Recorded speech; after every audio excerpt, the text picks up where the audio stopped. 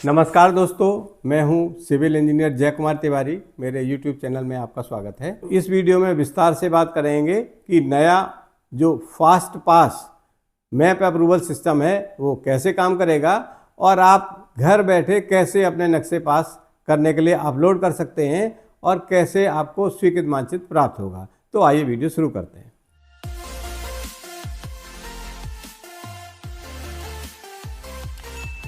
देखिए, नक्शा पास करने के लिए नए बिल्डिंग बायलॉज में 3 तरह की व्यवस्थाएं हैं। नंबर 1 लो रिस्क कैटेगरी के नक्शे, नंबर 2 मीडियम रिस्क कैटेगरी के नक्शे और नंबर 3 हाई रिस्क कैटेगरी के नक्शे। यहाँ पर ये बताना आवश्यक है कि मीडियम रिस्क कैटेगरी के नक्शे और हाई रिस्क कैटेगरी के नक्शे तो पुराने सॉफ्टवेयर में भी विभागीय जाँच के बाद ही पास होते थे और नए सॉफ्टवेयर में भी व्यवस्था विभागीय जाँच के बाद ही पास होने की है। तो उन लोगों पर बहुत बड़ा फर्क नहीं पड़ने वाला है, क्योंकि वो नक्शे तो जैसे पहले पास हो रहे थे विभागीय जांच के बाद वैसे ही अब भी पास होंगे। हालांकि उसमें सुविधाएं बढ़ गई हैं, क्षेत्रफल बढ़ गया भूखंडों का, किन किन भूखंडों पर अब ज़्यादा नक्शे आर्किटेक्ट के माध्यम से ही पास हो जाएंगे, वो अलग चीज़ है। लेकिन जो सबसे बड़ा लाभ हुआ है वो उन लोगों के लिए हुआ है इस नए फास्ट पास मैप अप्रूवल सिस्टम में जो 100 वर्ग मीटर तक के आवासीय भूखंडों के स्वामी थे और 30 वर्ग मीटर तक के व्यावसायिक भूखंडों के स्वामी थे, क्योंकि उनके नक्शे अब उनके द्वारा खुद अपलोड किए जाएंगे।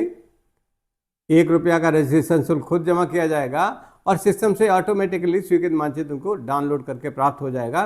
तो मैं आप इस वीडियो में ये बात करूँगा कि जो छोटे नक्शे लो रिस्क कैटेगरी के हैं उनको आप घर बैठे प्राप्त कर पाएँ स्वीकृत मानचित्र को, उसके लिए क्या क्या स्टेप्स आपको लेने आवश्यक है। इसमें आपको नक्शा अपलोड करने के कुछ ही मिनटों बाद आपको अप्रूव नक्शा प्राप्त हो जाएगा। रजिस्ट्रेशन कैसे करेंगे इसके बारे में आप देखिए, आपके स्क्रीन पर मैंने एक शॉर्ट दिया हुआ है।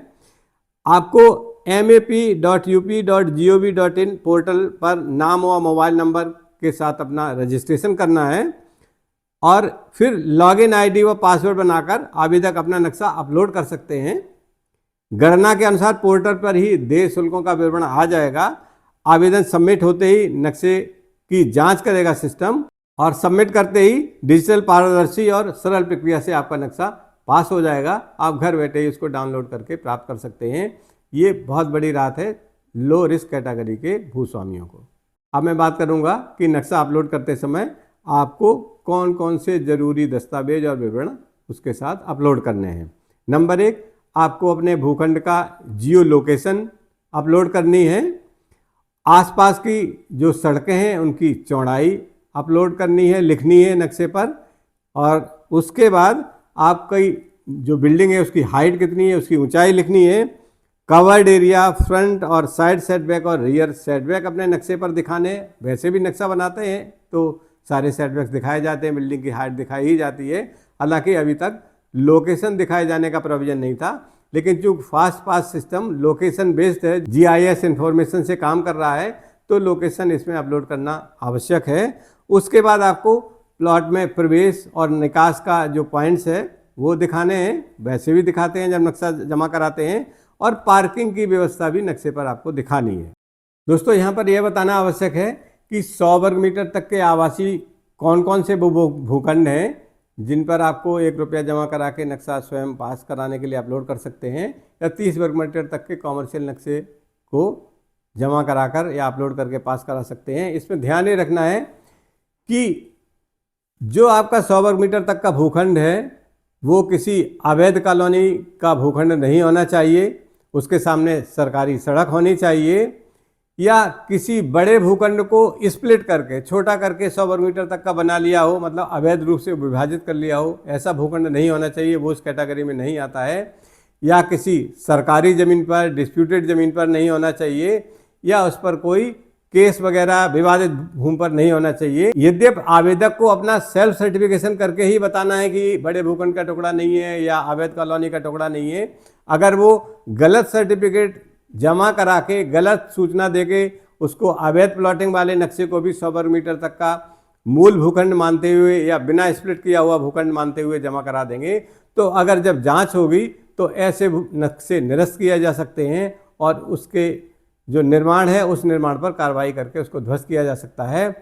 क्योंकि ये किसी भी तरह अवैध कॉलोनियों को प्रोत्साहित करने के लिए योजना नहीं है, या अवैध कॉलोनी के लिए 100 वर्ग मीटर तक के छोटे भूखंड करके टुकड़े करके बड़े भूखंडों के, उन पर ये लागू नहीं है।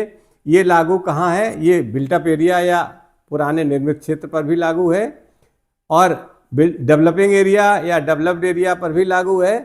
अगर कोई लेआउट स्वीकृत के अंदर भूखंड है उस पर भी लागू है, या आपकी अपनी जमीन है, मुख्य सड़क पर स्थित है, आवासीय भू उपयोग है, लैंड यूज और मास्टर प्लान के सभी नियमों का पालन हो रहा है, भूखंड या प्लॉट का कुल जो क्षेत्रफल है वो 100 वर्ग मीटर तक है, भले उसका लेआउट पास नहीं है लेकिन किसी बड़े भूखंड का हिस्सा नहीं है, ये ध्यान रखना आवश्यक है। इसी तरह व्यावसायिक भूखंड 30 वर्ग मीटर तक का मूल रूप से है।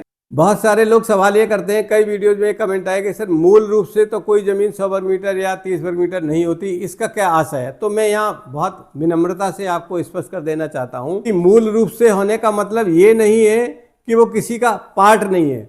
मूल रूप से होने का मतलब है जैसे कि जो बिल्ट अप एरिया होता है, बिल्ट अप एरिया में जो गाँव हमारे प्राधिकरण के गठन से पहले या प्राधिकरण की योजना अगली नई योजना लागू होने से पहले जो गांव उस क्षेत्र में आ जाते हैं, उन गांव के अंदर जो मकान बने हुए हैं, छोटे छोटे मकान बने हैं या जिन लोगों के भी हैं, तो वो मकान इसमें सम्मिलित हैं। अगर 100 वर्ग मीटर तक के छोटे भूखंड या मकान बने हुए हैं तो वो मूल रूप से ही माने जाते हैं, क्योंकि वो किसी बड़े प्लॉटिंग का टुकड़ा नहीं है, उनके अपने मकान हैं, प्राधिकरण के आने से पहले हैं या महायोजना के क्षेत्र विस्तार से पहले के हैं, वो मूल रूप से माने जाते हैं। इसी तरह जो डेवलपिंग एरिया हैं या बाहरी क्षेत्र हैं या डेवलप्ड एरिया हैं बिल्ट अप एरिया के अलावा, वहाँ पर अगर लेआउट स्वीकृत के अंदर वो स्थित है तो मूल रूप से माने जाएंगे, मतलब वो डिफाइंड हो गए। लेआउट स्वीकृत हो गया का मतलब उनका जो है वो गवर्नमेंट से अप्रूवल हो गया कि अब भूखंड नियोजित हो गया है 100 वर्ग मीटर तक का।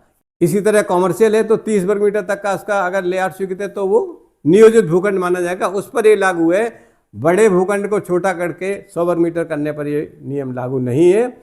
हाँ, अगर लेआउट स्वीकृत भी नहीं है, बिल्ट अप एरिया में भी नहीं है, आपका बाहरी क्षेत्रों में है, तो आपकी अपनी ज़मीन होनी चाहिए और अपनी ज़मीन का क्षेत्रफल 100 वर्ग मीटर ही होना चाहिए। महायोजना में आने से पहले या मुख्य मार्ग पर स्थित है और उसके उप विभाजन नहीं किया गया, आपकी अपनी ज़मीन है, 100 वर्ग मीटर तक की है, तभी वो लागू होंगे आवासीय के लिए, और 30 वर्ग मीटर तक की है कॉमर्शियल के लिए। और इसी तरह आपका भूखंड उत्तर प्रदेश मेला एक्ट 1938 के अंदर जो चिन्हित भूमि है उस पर स्थित नहीं होना चाहिए, क्योंकि बिल्डिंग बायलॉज 2025 में ये लिखा हुआ है पॉइंट नंबर 2.1.2 के पार्ट सेकंड में, जहाँ पर कि 100 वर्ग मीटर और 30 वर्ग मीटर तक के भूखंडों को स्वीकृत करने की व्यवस्था की गई। उसमें लिखा हुआ मैं आपको पढ़ के बता देता हूँ। For plots of size up to 100 square meters for residential purpose and plots of size up to 30 square meters for commercial purpose classified as low risk buildings will not require any permission except in the Mela area declared under the Uttar Pradesh Mela Act 1938 and plots in unauthorized layouts and colonies। स्पष्ट हो गया कि अगर मेला area के अंदर चिन्हित भूमि पर है तो इस पर ये लागू नहीं है नियम, और अनऑथराइज्ड कॉलोनी के प्लॉट्स पर ये नियम लागू नहीं है। इसके अतिरिक्त भी बिल्डिंग बायलॉज में स्पष्ट उल्लेख किया गया है कि any plot bigger than 100 square meter can not be split for this purpose और this provision can not be misuse for taking up construction in government और प्रोहिबिटेड और डिस्प्यूट लैंड। तो पूरी तरह ये स्पष्ट हुआ कि ये अवैध कॉलोनियों के लिए या सरकारी ज़मीन या डिस्प्यूटेड ज़मीन के लिए या मेला क्षेत्र में स्थित ज़मीन पर स्थित भूखंडों के लिए या बड़े प्लॉट के छोटे टुकड़े करके 100 वर्ग मीटर या 30 वर्ग मीटर तक करने वाले भूखंडों पर बिल्कुल भी लागू नहीं है। इसके लिए ऑनर को अपना सेल्फ सर्टिफिकेशन देना होगा और सेल्फ सर्टिफिकेशन की पूरी जिम्मेदारी ऑनर की होगी। अगर जांच में ये पाया जाता है कि गलत सर्टिफिकेट देके ये नक्शा ऑनर ने पास करा लिया है तो उस नक्शे को रिजेक्ट किया जा सकता है और उस नक्शे के क्रम में किए गए स्थल पर निर्माण को ध्वस्त किया जा सकता है और वो पूरी तरह अवैध कॉलोनी या अवैध नक्शे की तरह, अवैध भवन की तरह ट्रीट किया जाएगा। इसमें सरकार ने किसी तरह की छूट नहीं दी है। तो दोस्तों, अंत में क्लोज करने से पहले मैं आपको बता देता हूं कि अब जो ये सिस्टम लागू हुआ है इसका नाम है फास्ट पास। फास्ट पास का मतलब है fast and simplified trust based plan approval system. तो दोस्तों, इस फास्ट पास मैप अप्रूवल सिस्टम का लाभ उठाइए और घर बैठे छोटे भूखंडों के नक्शे पास कराइए। इस सूचना के साथ ये वीडियो यहीं समाप्त होता है। अगले वीडियो में किसी महत्वपूर्ण बिंदु पर फिर आपसे चर्चा करेंगे। नमस्कार।